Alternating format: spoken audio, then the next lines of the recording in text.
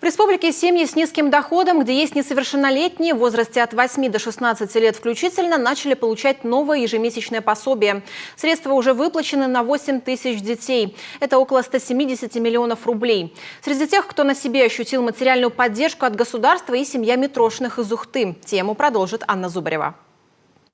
Ольга Митрошина – мама двоих детей. Сыну 19, младшей дочери 10 лет. Ее возраст как раз позволяет претендовать на новую выплату. Этим семья уже воспользовалась. Материальная поддержка от государства, говорят, никогда не бывает лишней.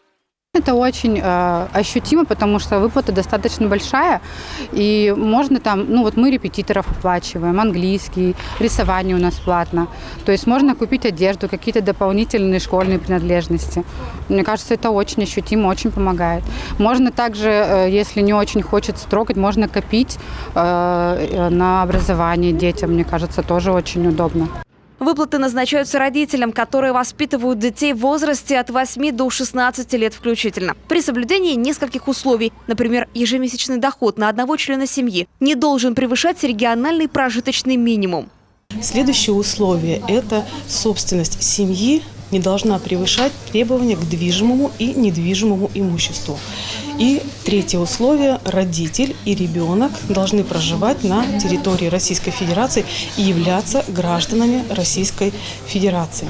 Для назначения финансовой помощи достаточно подать заявление через портал госуслуг в клиентской службе пенсионного фонда либо в МФЦ. Представить документы понадобится только в том случае, если в семье есть военные, полицейские, служащие силового ведомства, студенты или самозанятые лица. К слову, заявление специалисты рассматривают не больше 10 рабочих дней. Сама выплата в течение 5 дней после принятия решения. Очень быстро, там нужно заполнить, все в принципе описано.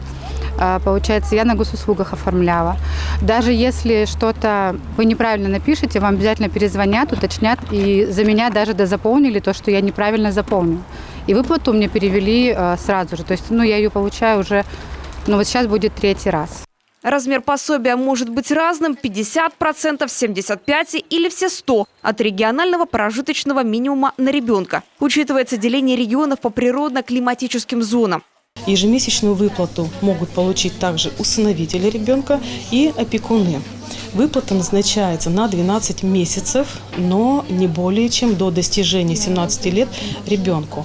Тем семьям, которые подадут заявление до 1 октября этого года, ежемесячная выплата будет назначена с 1 апреля 2022. Есть один нюанс. Пособие не может выплачиваться раньше того месяца, когда ребенку исполнилось 8 лет. Анна Зубарева, Ксения Лусева, Виктория Науменко, Олег Костромин, Павел Лагутин, телеканал Юрган.